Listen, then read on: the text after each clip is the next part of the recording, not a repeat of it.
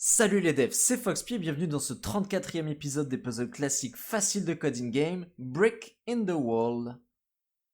L'énoncé est le suivant, on a un maçon qui veut construire un mur et pour ça il a n briques de poids différents.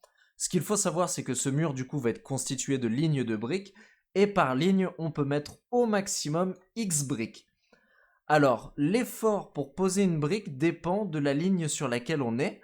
En effet, plus une ligne est élevée, plus il faut lever la brique haut, et du coup, plus ça demande d'effort. Donc pour ça, on a un petit calcul à faire. Donc on sait que L, c'est la Lième ligne. Donc on a l'effort ici qui est W, qui est égal à L-1 fois 6,5 divisé par 100, le tout multiplié par G, le tout multiplié par M. Alors G, c'est la gravité, donc elle est exprimée en 10 mètres par seconde carré et M, c'est le poids de la brique. En entrée, on va avoir plusieurs variables, donc on a X qui est le nombre de briques maximal que l'on peut mettre par ligne, on a N ici qui est le nombre total de briques, et enfin on a M qui sera le poids de chaque brique, sachant que chaque brique a un poids différent.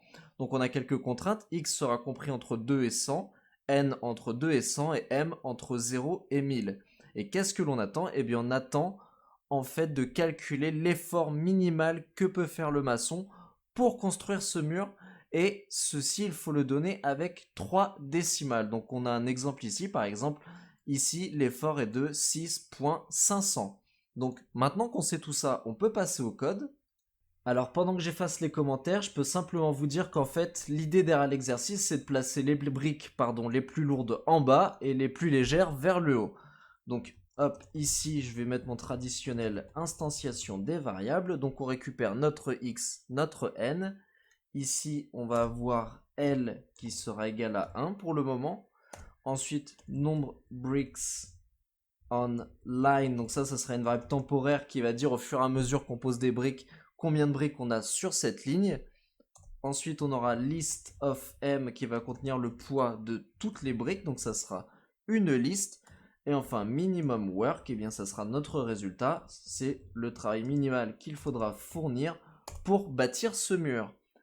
Alors ici je vais mettre, hop, j'ai fait une petite erreur, je vais mettre un petit commentaire, donc récupération des briques. Donc ici tout simplement on va ajouter nos briques à notre liste de briques, donc list of m.append m.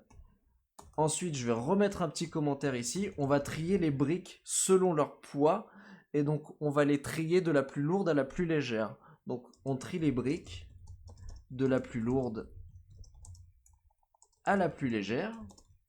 Et pour ça, ce que l'on va faire, c'est list of m.sort, et on va utiliser ici le paramètre reverse égale true.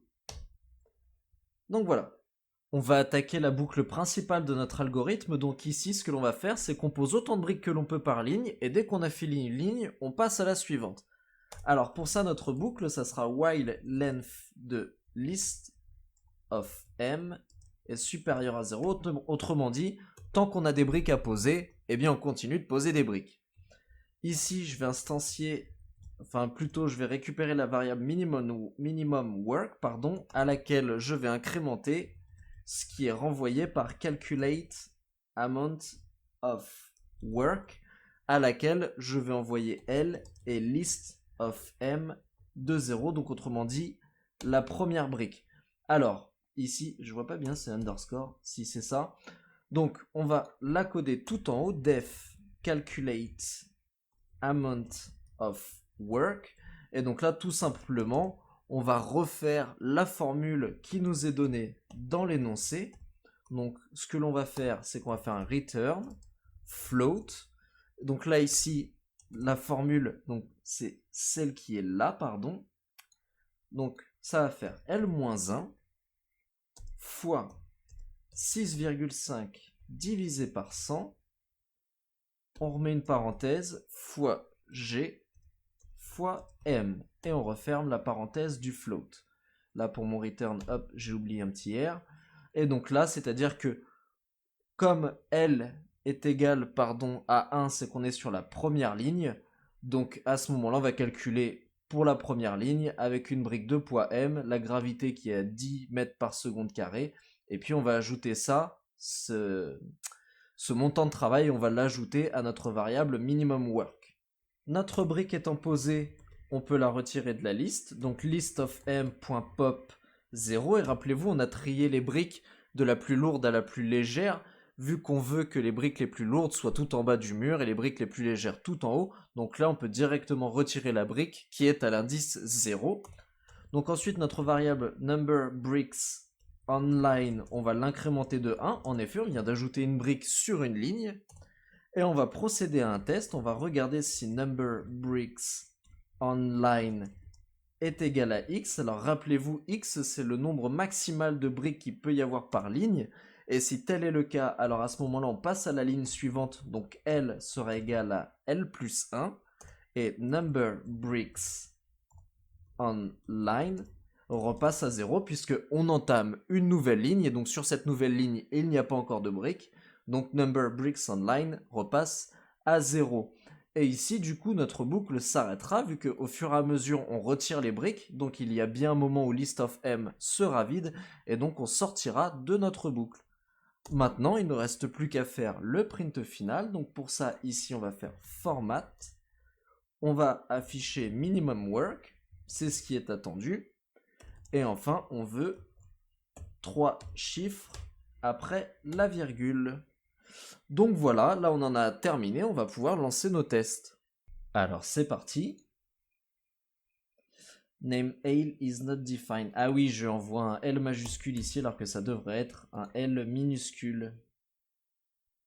J'ai confondu avec le L majuscule donné dans l'énoncé. Enfin c'est le même L sauf que c'est juste je l'ai écrit en majuscule au lieu de minuscule. Donc voilà, tout passe, c'est un 100%, l'exercice est résolu. Alors en ce qui concerne le code de la communauté, on va pas le voir aujourd'hui.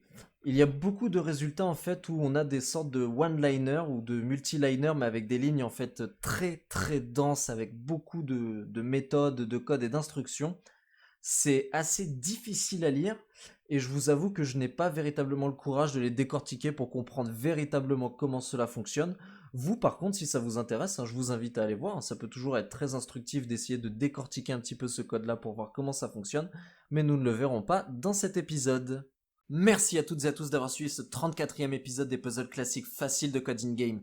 Si cet épisode vous a plu, vous pouvez le liker et éventuellement le partager. Si vous avez des retours à me faire, vous pouvez me laisser un petit commentaire. N'hésitez pas à vous abonner à la chaîne pour en suivre l'actualité. Dans le prochain épisode, nous verrons Dart 101, mais d'ici là, soyez malins comme un renard.